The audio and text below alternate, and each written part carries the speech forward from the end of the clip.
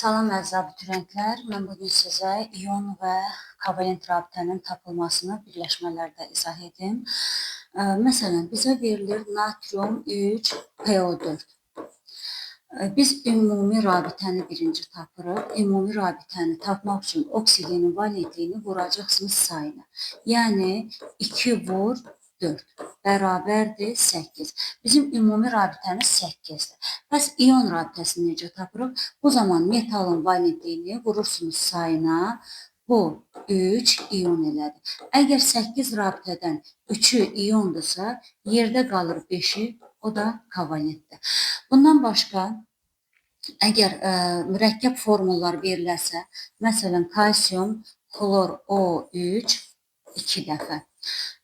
Bu zaman nə edirik? Mötərizənin içini xaricinə vurursunuz. Kalsium, xlor 2, O6. Eyni qayda. Yəni 2-ni vururuq 6-ya, ümumi rabitəni tapırıq. Ümumi rabitəniz 12. Kalsium sabit 2 valentlidir. Vurun sayına 1-ə. Bir dəqiqə. 12 ümumi rabitədir. Burada 2 dənə ion rabitəmiz var. 2 ion. Yerdə qaldı 10 dənə kovalent. 10 dənə kovalent rabitəsi var. Və yaxud da natrium 2 SO4. Natrium yenə 1 valentlidir. Vurursunuz 2-yə. 2 dənə ion. Oksigenlə ümumi rabitəni çıxarırıq.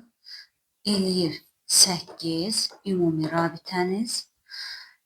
8-dən ikisi iyondursa 6 dənə də kovalent rabitəsidir.